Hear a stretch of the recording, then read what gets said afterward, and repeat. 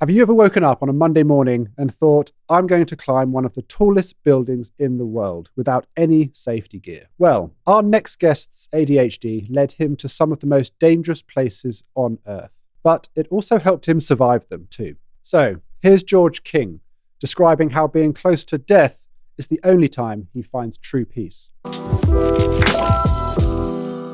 George, thank you so much for joining us. Yeah, it's a pleasure. Thank you for having me on. You've climbed the tallest building in the UK without any safety gear. You've base jumped off Europe's tallest roller coaster. And you've stood on top of fast moving trains. And that's just the tip of the iceberg. All of these things, most people, I think, would probably find quite terrifying, but you're attracted to stuff like that. Why? Very curious about fear. I've always been very curious about fear from a young age. I spent my life exploring fear. As a kid, I was very, I didn't understand why other people my age weren't curious about fear themselves. I would do things like climb up trees and feel the pit in my stomach, which I now know to be adrenaline and cortisol, but being fascinated by that and pushing it to the point at which I'd jump from the top of a tree and then land, then no longer be in that fear state and get a sense of euphoria.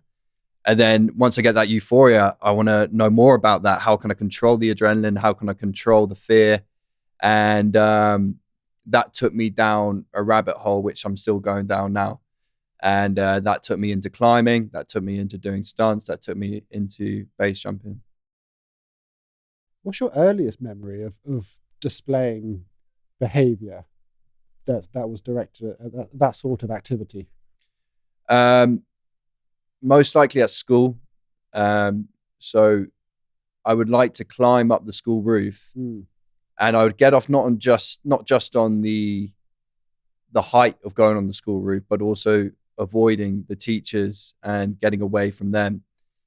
So at school, I was troublesome in that way, but I would say that was my sort of earliest memory with experiencing that sort of thing. And when you were younger, what was the relationship like with your parents?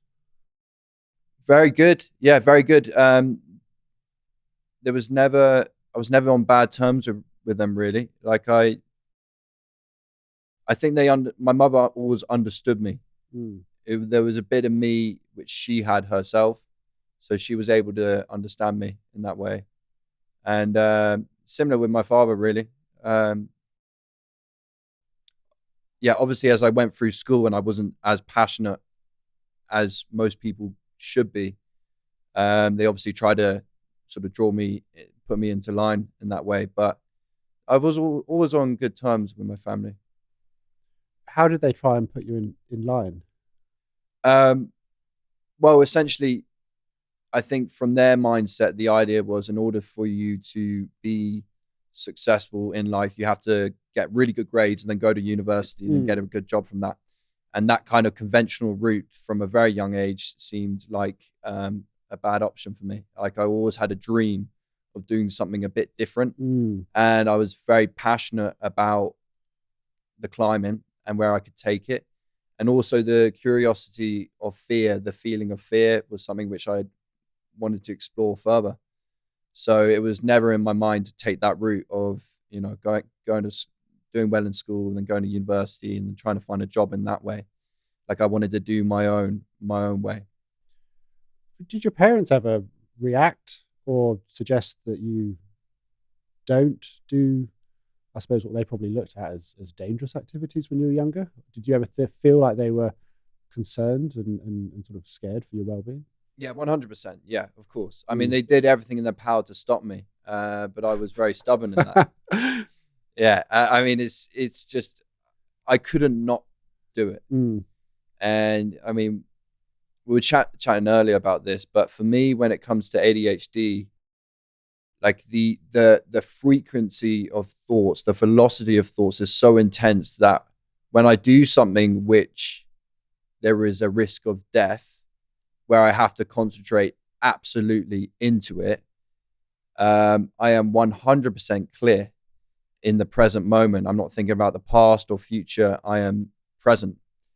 And that sense of clarity, to not have such a scattered frequency of different thoughts and just have one single focus, is insanely peaceful. And it's something which I crave a lot with in relation to my ADHD. It's only when the lights are off and I have to go to sleep where it becomes a big problem, because now it's sensory deprivation and I've only got my mind to deal with. And when you only got your mind to deal with, when it's sensory deprivation, it goes even faster. So sleeping has always been the difficulty for me from a very, very young age, where I was going through long days without, multiple days without sleeping as a kid. And I guess my mom was a bit concerned about me and took me into psychologists, but they never ADHD never came out of it.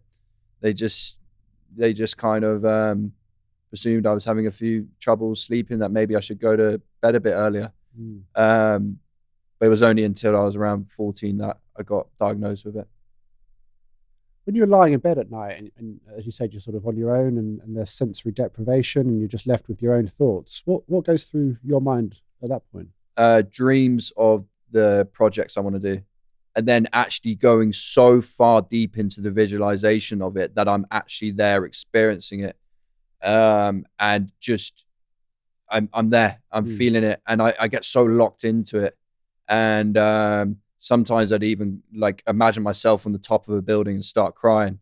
And I was having these visions even when I was like 13 and 14.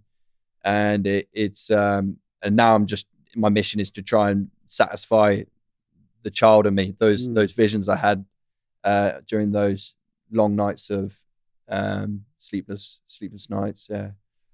So you were diagnosed at, was it 13? Yeah, 13 or 14. Yeah, one of the two. Was there a particular sequence of events or a catalyst that made your parents put you forward for an assessment? Yeah, so it was actually down to my own curiosity. So like I said before, very curious about fear, but I was curious about all things. And I remember sitting in a biology lesson being very bored and not engaging in the lesson at all. And I think it was a double lesson at that time, so even longer. And the person to my right had ADHD and was medicated, had a drug called Ritalin. So I, curious about Ritalin, decided to try it. I'd asked him for it and I tried one. And it was like I was blind and now I could see. And I was able to fully focus on the teacher, even though I wasn't interested in anything they were saying, but I was engaged. And I have, now I have strong views about medication and ADHD, which we can get onto when you want to. But at that time, I found that very interesting that I was able to engage in that way.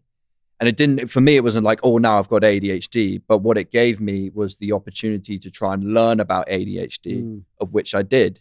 So I started researching it, tried to learn more about it. And then I started to see that this could quite possibly be something which I have. So I ultimately self-diagnosed at that point. And by the time I did, I had enough information to give a convincing argument to my parents that it might be a good idea for me to get diagnosed and see a psychologist, of which they allowed me to do. And then, the psychologist said, "Yep, you've got all the symptoms." And and then so I got diagnosed and now have the label of ADHD. And then they put me on the Ritalin full time. And then that was very problematic. That completely robbed my whole character. That was, that numbed me. And then it caused lots of different problems in other areas, such as sleep, which became even worse. And then also what comes with all that is the anxiety of not having so much sleep. And it actually was a wreck. And I kind of learned based off that if you have to give a child medication in order for them to concentrate in school, then I think that path is wrong inherently. So I decided that, okay, well, yes, I have ADHD, but there must be ways of channeling it. And then that took me on a path of like not seeing ADHD ever again as a disorder, but actually a gift. And for as long as I utilize it, it can take me to extraordinary places. And I feel like it has done in lots of different ways. It's so interesting. The medication debate. I've spoken before on this podcast about how there's a theory that people with ADHD, if you were to go back in time, like say 3,000 years when we used to live in tribes, before we all lived in square rooms and had to sit behind a computer and sit in a classroom, people with ADHD would probably be the hunter-gatherers, the people who would be staying up all night stoking the fire, chopping down trees and hunting for the farmers that would be the protectors.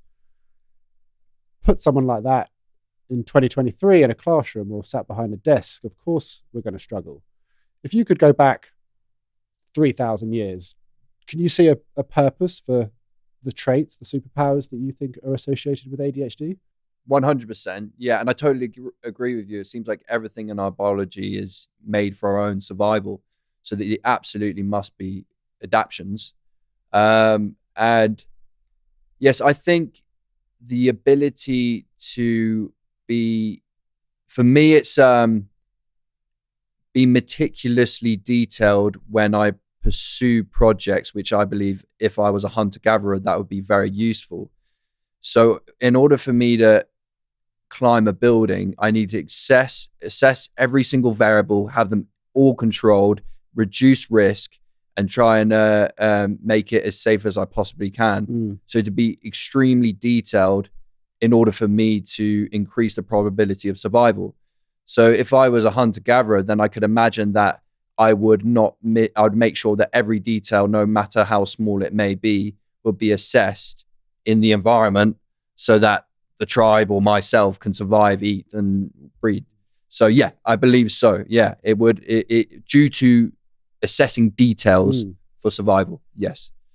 It's so true, because the modern equivalent is you climbing the tallest building in the UK, amongst many others. And the consequence of getting that wrong, the not meticulously planning, is you falling to your death. If you went back 3,000 years before we had YouTube or before we could read a book on how lions behave, you would have to meticulously think and study the behavior of a lion in order to hunt it with the minimal risk of you getting eaten, right? So that's the sort of comparison that I would make, that meticulous planning. And you would, from afar, study the behavior of that lion, so you know the exact right moment to strike, where to strike it, what tool to use to strike it. Absolutely. Yeah, I never actually thought about it in that way, and I totally agree. Yeah. It is the same principles. I'm just lucky I have something where I can channel it. You know, I don't think a lot of people who have ADHD sort of suffer in quiet desperation with it. And we were speaking earlier about those in prison who have, I mean, it's just rife with it throughout. I mean, they all have it pretty much. Because I think a lot of people, if it's not channeled, it's just gonna be disastrous for a lot of people. But yeah, I'm lucky I have something where I can sort of channel it all. Your stint in prison is fascinating, because you climbed the Shard, which is the tallest building in the UK, and the Shard privately prosecuted you, I believe, and you ended up going to prison for a short period of time. How did you find that process, going to prison? Well, at the time it was, so I'd done the Shard, and it actually took 3 months for me to get sentenced and put into prison. During that time of 3 months, I didn't have a goal because I'd already done the Shard. So now it was like almost like a process, an anticlimactic process where I don't have something I'm chasing now. So the repercussion of that was I kind of went off the rails for a bit and just sort of did my own thing, but I didn't have, I was a bit lost in my journey. So prison was actually a savior in the sense that it was a new challenge, a new experience, a new adventure. So I embraced that a lot. But I would say with the reference to ADHD, I was, the idea of being constantly aware in that environment was very helpful. Like I picked up on a lot of everything I can as much as possible and made notes of it so that I can avoid certain situations from happening or potentially diffuse certain situations. But yeah, it's, I don't think for anyone, let alone someone with ADHD, being locked in a room with 4 walls, 22 to 24 hours a day is it's going to send you a little bit insane. Yeah. When you got that diagnosis, was there any acceptance within your family when they heard that you had ADHD? For sure. It kind of, it answered a few questions, put it that way. It was like, okay, like, well, that's what it all is, sort of thing. They resonated with it, and it made sense to them. And I think they were quite happy actually to have like a sort of explanation to it, so to speak. Yeah, it was just at that time, it was the medication which I didn't like. I didn't like the way that the first response to something like that was for teachers and doctors to think, okay, medication. Like, I really didn't like that. But at the time I did, because it made me focus on school. But once I'd gone through all the negative impacts of that, and then I started to see ADHD as a means to actually channeling it and using it, then it became a whole different thing. And I was actually very happy that I got that I born with ADHD. I think there's still a lot of stigma around ADHD, and a lot of people hear it and it's an automatic association with negativity. Like, oh, you're going to be a liability, or you're going to be a problem child, you're going to be a nuisance. Like, if someone like that asked you to describe what living with ADHD was like for you, how would you describe living with ADHD? It's chaotic, in the sense that there is a lack of peace ever. The only time I have peace is when my life is in my fingertips, because I have to focus, otherwise I'll die. So that's the only real time I have peace.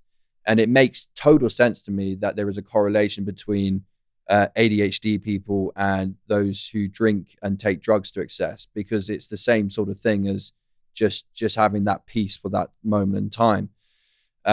So yeah, having ADHD is chaotic and is a lack of peace. But the flip side to that is the chaos. If you were to embrace the chaos and use the chaos, then it's essentially a superpower. You know, you can get a lot of things done. Like, the productivity can be very high. So in that case, I'm glad I have it, although it can be very intense. Yeah. I've heard so many stories of people, high achievers, literally, in your case, with ADHD, and when that thing that they excel at is taken away, and that thing that gives them that peace is withheld from them, they often go to unhealthy sources of dopamine, like you said, alcohol, drugs, sugar, whatever it is. Have you ever been drawn to unhealthy sources of dopamine like that? Yeah, I mean, I've experimented with alcohol and drugs, and like, it's never been a problem in the sense that I've become addicted or it's swayed me away from the goal. It's just when I do it, I take it to excess, and I take it to the extreme, like I do with everything I do in my life. Like, I'm either 0 or 100 with anything and everything. So if a certain relationship is not of interest to me, I'll cut it off. If a relationship is interested to me, I'll go 100%.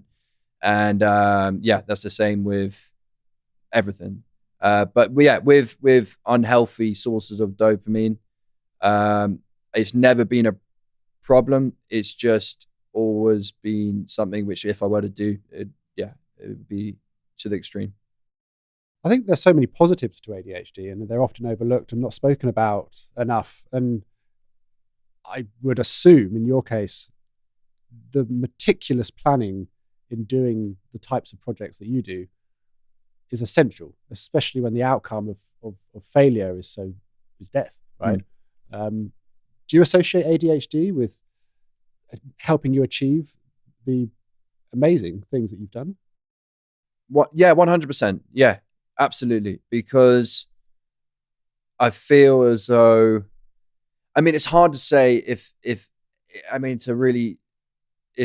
isolate ADHD as being the absolute reason, but it's got to be a massive part of it, because it's also the obsessive part of it.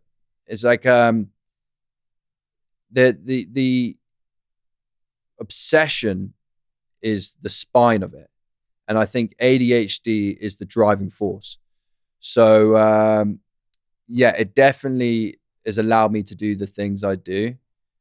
In terms of the way I prepare for a project, I think the ADHD is the sort of thing which allows me to make sure no stone is unturned and to assess every single detail obsessively, and to get very annoyed if not every detail's assessed. Like, it will bother me massively if I've assessed stuff and there's something which has not been evaluated. It would really, really bother me. So yeah, that kind of thing, the desire to seek perfection in preparation in order to give me the comfort is and the link to ADHD with that is yeah, definitely explains that ADHD would be a big factor in achieving the things I do, for sure. I think the traits that come to mind, the attention to detail, the meticulous planning, that like you said, they're not leaving any stone unturned, and the obvious one, I mean, the hyper focus, being able to look at a building like the Shard and calculate the, I guess, safest way up, but also the stuff that goes before that, right? About you were there in the mornings, almost like doing surveillance. Was there a process that you took in order to remain undetected by the security?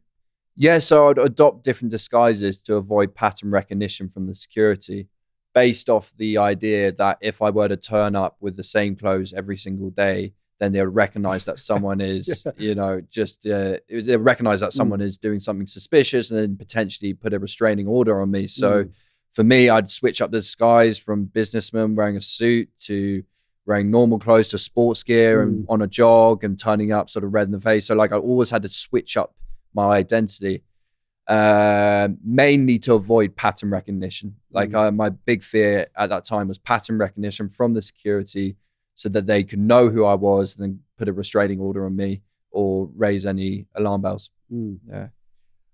I ask all my guests to tell me the item that most represents ADHD for them, but I think yours is quite obvious. So we got you a little bottle of the Shard. But the night before you do big climbs like this, what's going through your head the night before? So you experience all extremes of life. You absolutely contemplate your existence on Earth, because although the probability of death is low, there is still that chance of death. So you must, in that case, accept death. So, I think about the fact that this could, that could be my last night on Earth. So I have to become accustomed to that. And essentially by accepting that, when I do it, there's nothing, I don't have to think about it. It's put away. So I know I have to no longer have to think of death. So I have to come to terms with death the night before, for sure. And that allows me to have the clarity whilst doing it, not to contemplate death whilst doing it.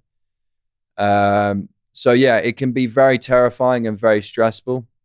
And then once the project is complete and at the top, or you survived or whatever, and you're safe, then you essentially feel reborn again.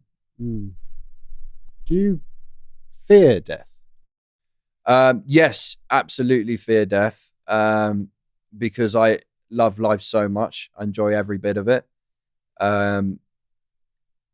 But I fear not living life to my maximum potential, and I fear a life of regret. So if I have a dream or an idea, I must bring that to fruition. And if I haven't made a plan or attempted it, then I will 100% regret it later on in life. So I fear regret more than anything. So that pushes me, allows me to lean into the risk of death. I'm just thinking, for most people, I'm sure, certainly for me, that fear of death would be enough to stop me from doing something like climbing the shard. But do you think it's because you don't want to live that life of regret that overpowers that instinctual override? Or do you think that your fear of death is less than your desire to not regret? I think also the feeling is a very important part of it as well, because when there is risk of death and you're on that razor edge of life between death, once you come through it, the feeling is, I mean, I couldn't describe the feeling with words, but it would be like describing in color to a blind person. It's impossible to describe it, but that feeling of overcoming it is part of the reason I do it. Have you ever been close to death? Has there ever been a moment where your foot slipped or your hand, you thought the grip was better than it was, and you've had a moment? Well, I think the base jumping, so jumping off static objects with a parachute, I think the base jumping is essentially the act of committing suicide and saving your life in the process. So that for me, every jump I do feels very close to death, because I'm there on the edge and I'm jumping off and I'm seeing the ground come up to me, and then I survive. It's like, so for me, that feels like the closest. But with the climbing, there are moments, but it just feels like I always have the control with the climbing. For whatever reason, I feel the control. I feel like I feel like I won't ever know about it if I don't, i.e. I'd fall if I lose control. It's interesting. I don't go into the climbs with the idea of it's going to go out of control. I always go in with it that I'm going to be in control from the start to the finish. But the whole base jumping thing's a different kettle of fish, in the sense that it's such a counterintuitive thing to do, to stand on the edge of something and jump off. So in that sense, there's it's death is right in your face. When you're stood on the end of a wind turbine about to jump off, in that moment, is there any fear? Pure peace. It's the most peaceful thing I could ever describe. It's just clear, absolute clarity. There is no thoughts. It's just the visual, what you're seeing and what you're hearing. Senses. It's just your senses. There's no internal chatter. And that, the ADHD chatter is what drives me insane. And like I said before, the extreme activities I do is a lot of it is just to quieten that chatter in my brain. And when you're on the exit point or about to do a jump, or during the climb or beforehand, it's like all that goes away. And that's what's so special for me in that sense, is that I get a moment of peace. Are you happier just as you're about to jump off, when you have that peace, or after you've landed or reached the top of the shard? Is it a different type of peace? It's a different type of peace. Like the peace of engaging in the activity is almost like it's a peace, but it's like a high octane. It's a peace. It's like it's stimulating in the sense that everything you appearing in your senses is stimulated, but there's no voice in the head. So there's no voice. There's peace in the sense that it's quiet in the head, but the whole environment is stimulating to the eyes and the ears and all the senses. And the peace of coming away from it, either landing or reaching the top or whatever, that's almost like, it's almost like this clarity where nothing in the world matters. There's no problems. Problems cease to exist.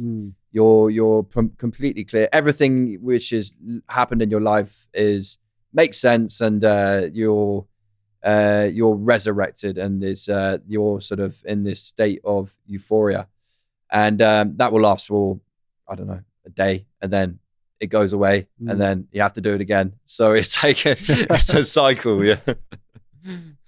It's so interesting that it takes away the chatter and it gives you that peace.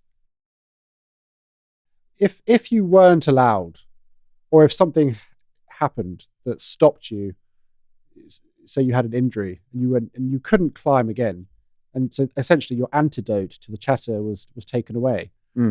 What do you think would be your antidote to the chatter then? Yeah, it's a difficult one. Like, I've always imagined that. What if I ended up in a wheelchair? I guess I'd just have to find a way. Like I'd find means to. It's interesting because like I can get engaged into ideas external from extreme activity. So like if there is, for example, writing, like when I write, if I'm in the flow with writing, then I can get, and not to the same extent as climbing a building, but I can get a similar extent by being in the flow, writing something about an experience. So let's say my ability to execute extreme activities were to be taken away, I'd have to find a replacement. I'd have to. Otherwise, I'd go psychotic for sure if everything was taken away. Yeah.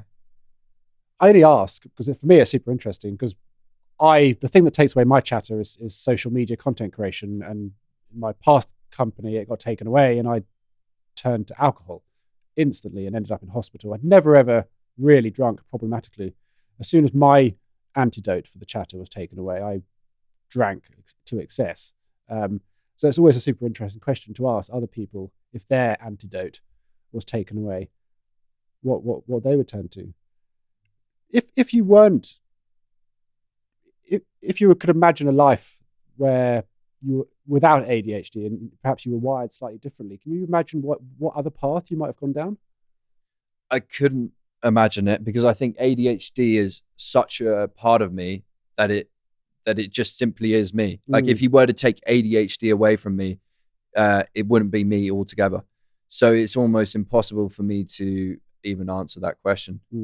It's just such a part of me. It is me. It's just my whole makeup is that. Is everything which comes with the idea of being obsessive and the idea of being 0 to 100 on only a small amount of things, and the way that I process information. Yeah. Do you have, I don't know how to ask this in a polite way, because do you have many friends? It's interesting. My circle of friends used to be much bigger, but as I've got older, it seems like I've cut them down, kind of for the reason I just explained.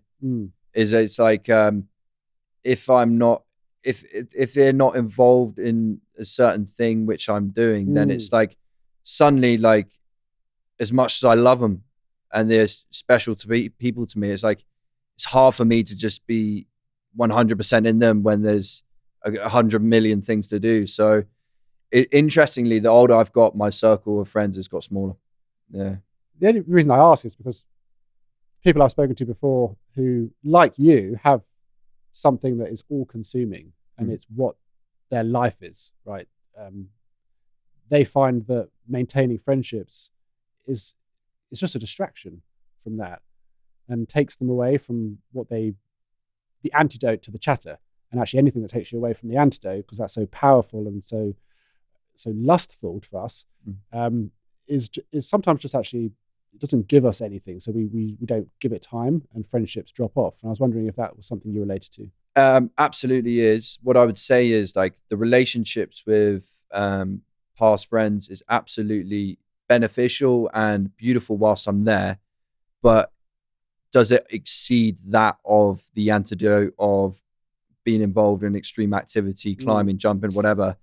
It doesn't exceed it. So it's like, yes, I totally agree with you, and it's very relatable to me.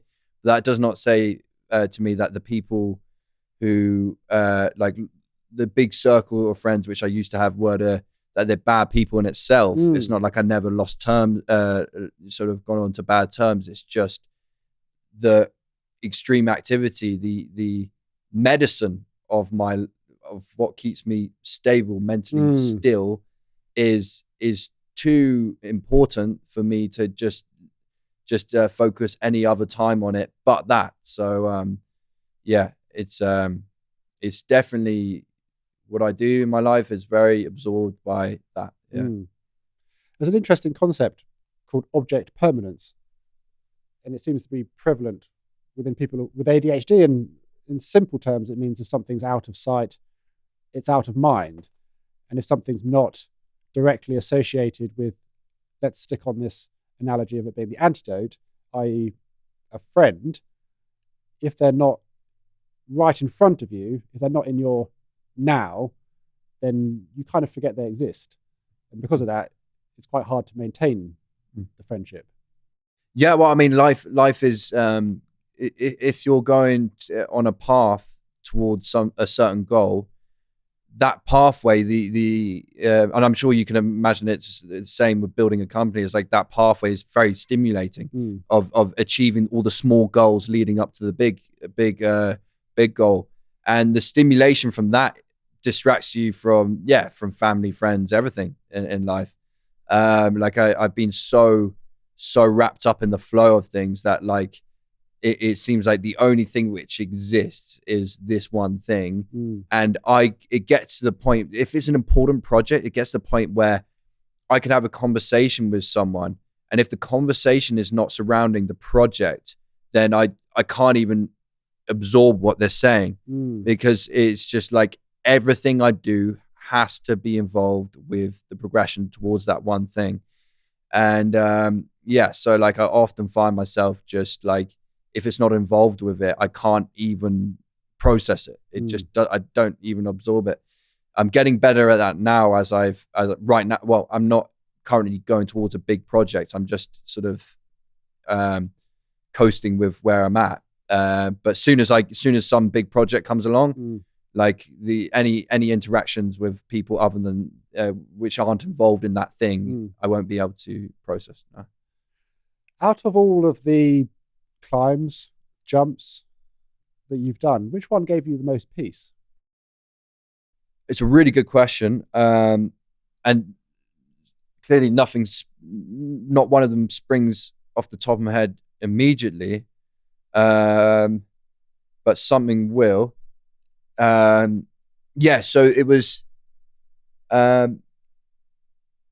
something about, I did a building to building base jump in Berlin, and there was something about that which gave me the most peace, because for one, every part of it was visualized to perfection. It was executed to perfection. Everything I visualized, it worked perfectly. But I remember when I was a child, I watched a Johnny English film where Johnny English, yes, or one of them, jumped out the plane. Yeah, I know it well. Yeah, and he landed on one of the buildings. So that planted a seed as a kid, this idea of being under a parachute and landing on a building. So for me to go and do that stunt where I jumped from a building, I was under parachute, and landed on another building, that like gave me so much peace, because now that idea I had as a child was now ticked off. And I haven't had like any other project where the seed was planted that early on. So yeah, the building to building base jump in Berlin was absolutely gave me the most peace. And I was riding a high from that for months upon end. Yeah. When you see other people, and I suppose it's probably a very small group of people who do similar stuff to what you do stuff like, I can't remember the name, Felix. Baumgartner? Yeah. They jumped from space. That's right. Yeah. Do you sort of get peace envy? Is that something you would?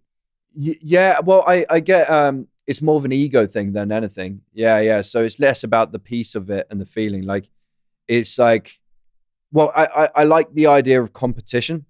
So I will never be a naysayer to anyone doing anything, because I understand the process of what it takes to do something like that. So I'll never be negative to someone who's going out there and doing it. But if I see it, I think, well, could I do better? Could I do the same sort of thing? It asks those questions. So if anything, it motivates me. Like competition, the idea of people doing the things I do and pushing it further than me or whatever, that's very exciting, very stimulating to me, because it's the idea, I get it in my head that it's competition and all that kind of stuff.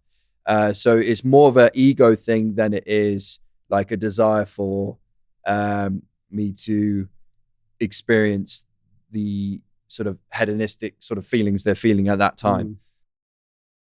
Do your parents, are they aware of when you're about to do a climb, a jump? Do they know that it's happening? Yeah, so I'll tell my mum always afterwards, never before, for obvious reasons. Yeah. Probably helps them sleep at night. Yeah, exactly. Yeah, exactly that. Is there room for romance in your life? Yeah, I mean, fortunately, whilst I've been in Korea, so I climbed the tallest building in Korea, and in the process, I got arrested and went to jail for 3 days, and then I had to pay a fine, and I had a travel ban, but I was free to go after 1 month, and just spontaneously, I met, for now, the love of my life on the street, and I spent 6 months in Korea with her, and then just working out she's going to come to UK and on my road. So yeah, it's room for it. But the only reason there's room for it is that she's into risks as well. So I got her climbing up the cranes in Korea. I got her sleeping on the mountain. I got her doing all the sort of stuff that I do. So all my past relationships have never worked like that. It's been a separate thing, which I've had to engage in what I do and then go back to and then engage what I do. And it never worked. So I was in a process where I was like, okay, well, seems like being solo is the only thing which works for now. And then spontaneously, I met this woman in Korea, where suddenly I realized, okay, this, like, my life can coexist with her, because she likes risks as well, and she finds the enjoyment in that. So I can do it together. So yeah, it works. It works. I never thought it would, but it works. Yeah. How did you guys meet? I saw her on the street and I just felt compelled to speak to her, and that was it. And what are the chances of her? I don't know. It's crazy. It's like some niche dating app for tall jump building climbers. Yeah, it's crazy. I can't. It was, yeah, very very spontaneous. It's kind of bizarre. Like I wouldn't consider myself like a highly spiritual person in that sense, but there was it's almost like the moment was attracted in that way. It's very bizarre. It's very bizarre. Like, what are the chances? But yeah, the chance did happen, and it's working in that way. But yeah, very, very, very strange that it happened that way.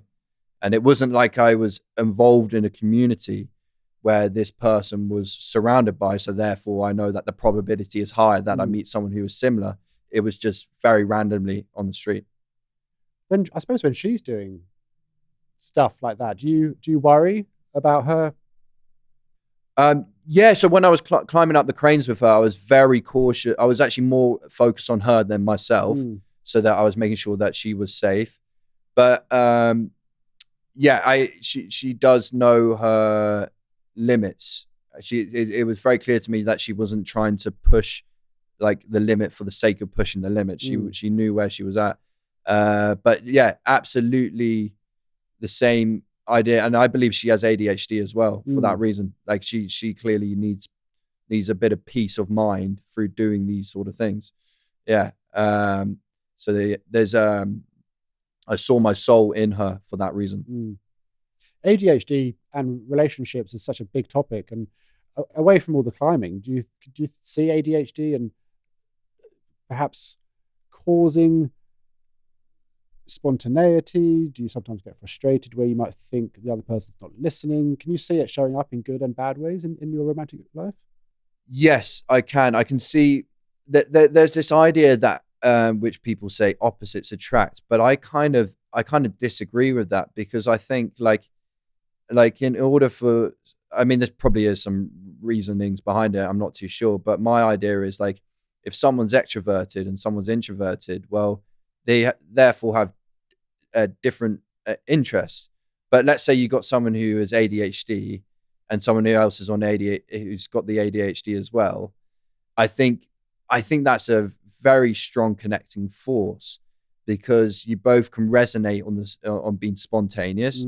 Both can resonate in quietening the peace, finding stimuli which could give you peace of mind due to the, the overriding energy. It feels like a strong connecting force, in my opinion. I feel if I, as someone who's got ADHD, and I had someone who didn't have ADHD, I think I'd annoy them with the way that I live my life. But it feels as though that with my current situation, where I have someone who is not diagnosed with ADHD, but I see the symptoms, I can infer that she can understand the way I am, which is incredibly useful. Yeah. One of the most common aspects of ADHD, which is an issue, and I just want to ask if it's something you relate to, is when you don't like it when someone criticizes you or perhaps disagrees with you or thinks that your idea is not good. And it's just sparked my interest when you said you're both into the same thing. Do you ever have disagreements on a particular way to approach a climb or a jump? With her? Or no, not really, in the sense that well, the only difference is there's a cultural thing. So she's Korean, so I'm British. So there's like, the only disagreements would be like, I find that some of the headstrong traditional Korean certain things are like, I guess I would only sort of question and debate the certain aspects of the Korean culture and the way that people behave, rather than anything personal. In my experience, yeah. Do you think kids are on the cards one day? Maybe, yeah. I don't. I think the idea of teaching someone everything I've learned in life is very attractive. The idea of having a child where I can develop and sort of have a blank slate and develop and see it grow, and maybe like that seems quite exciting. Also have like a legacy in that sense is exciting. I'm 24, so I don't know. Like I'm still young in that sense. But I wouldn't want to put it this way. I wouldn't want to get to the end of my life and have the regret of not having a child. So probably yes. If you had a child and they went down a similar adventurous path and were climbing tall buildings and jumping off tall roller coasters, would you worry? Yeah, I would worry. But the way I deal with that is that I'd educate them, and I'd try and make it as safe as possible for them, and I'd probably do it with them, so that I can make sure that they've got enough. Because whatever it is someone has inside of them to do the sort of things that I do, you can't take it away from them. And this is something which my mum and dad had to deal with, is the fact that they try to stop me, but they realize that they can't really stop me because it's inside of me.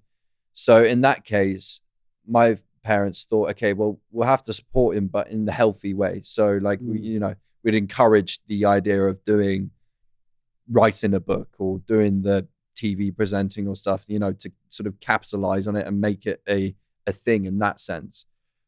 So my approach would be, okay, I will go along with you, and I'd teach you the best way to do it. Here's a risk. Let's evaluate it together. How would you evaluate it? I'd develop in that way.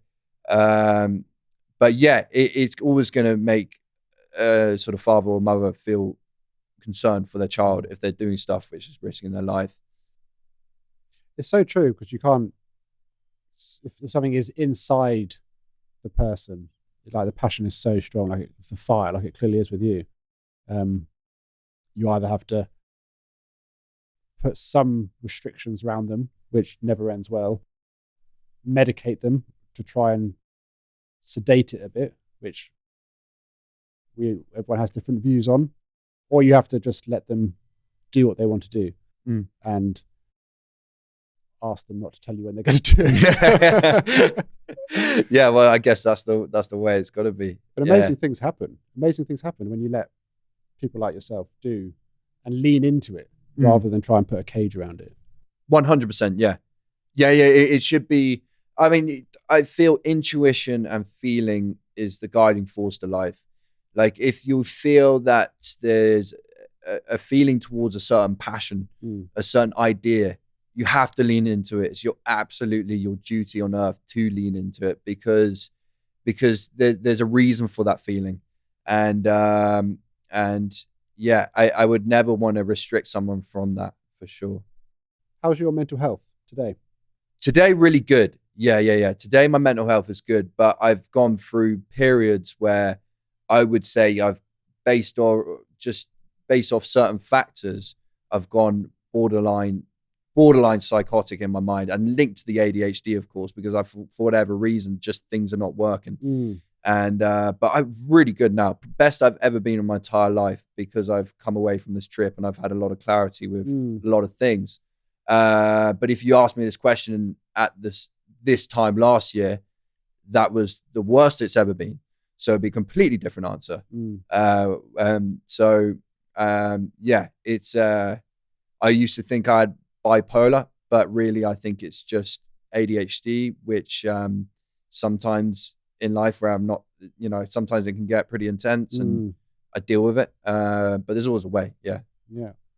I mean, it's so common with ADHD. The lows can be low, but the highs can be super, super high. Again, literally. Yeah. I normally ask my guests when they're at their happiest, but I think you've answered that previously, when you're at peace. Is that correct? When you're on a climb? Yeah. I would say it's when I'm most happy, for sure. It's on the edge of my comfort zone is when I'm most happy. Or just over, or the moment a dream, a plan is worked. Like the idea of a dream becoming a reality, and that initial tick is the happiest I feeling. That's where I am most happy. When I've actually worked, I've had an idea, and then I've worked towards it, and then it's come to life as I've visioned it, and it's that the sense of clarity and euphoria attached to that is absolutely the most happy I am in life. I suppose if I in that case, if I were to flip the question and ask, when were you at your unhappiest, would that be after one of the events that gives you that happy feeling, almost like a come down? I mean, no, and yeah, the come down is real. That's for sure. Like the anti-climax thing of not having a project to be going towards is definitely a negative feeling. But then I always create projects to make sure that I stay stable. But interestingly, it's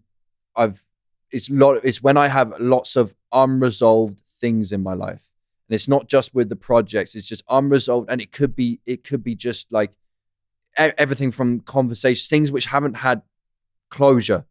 So, and it spans with lots of different things, and that's when I can really spin out. Is when there's lots of unresolved ideas, and lots of unresolved projects, unresolved relationships, unresolved issues going on. Yeah, that's when things can spin out, and then when the sleep comes in with it, then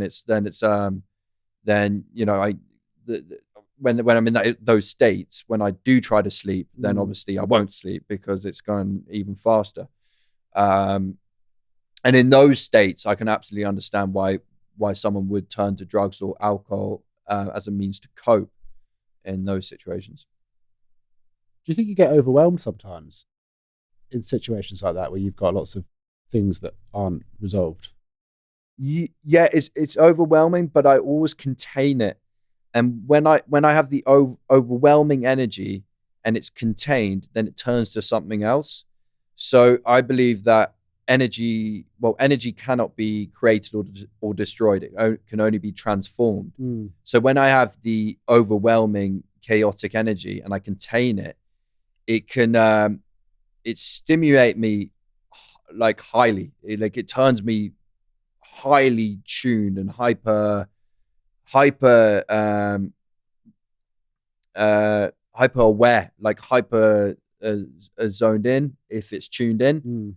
But when it's not tuned in, it's very erratic and very overwhelming. But if it's contained, it can stimulate me. Just finally, George, normally I do this in the middle, but let's do it right at the end. It's the washing machine of woes, which I need to trademark. Right. Every week I ask my Instagram community for a woe, an ADHD frustration, and I read it out to see if there's any relatability. Do you leave your clothes in the washing machine?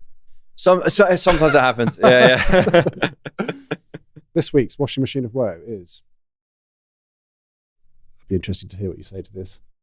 Slow walking people are the most annoying thing ever.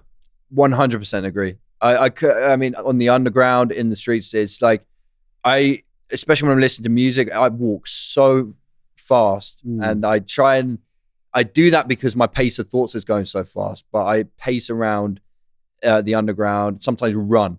And like, if I have a blockage of slow walkers, then that really annoys me. Yeah, because it just completely castrates my momentum. Yeah, true.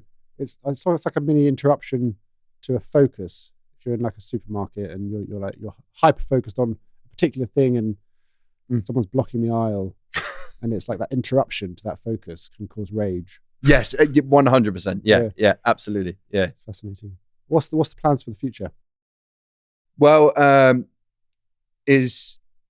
so in Korea, the idea was to climb a super tall building, which was the 6th tallest building in the world, called Lotte Tower, and then jump from it at the top. Casual. Yeah, as you do. And yeah, I actually failed in doing so because I was trapped in the middle by a cradle machine, which didn't enable me to finish the project. So the idea really is to find a very tall building, over 400 meters or 500 meters, and climb to the top and jump off. So I don't have a particular building in mind, but the concept is there. And I also want to, external from the extreme activity, I'm very keen by the end of 2024 to get a book out. I really love writing, and I just feel writing it gives me peace to know that my experience has been documented. So try to get a book out at the end of 2024, and also try my hand at public speaking as well. Sounds like a good plan. I imagine there's so much more nuance and detail in all of your climbs and all of your jumps that would make a fascinating book and a great talk on stage. George, I appreciate that. Thank you so much. Yeah, thank you so much for your time. I appreciate it. Thank you. Yeah, cheers.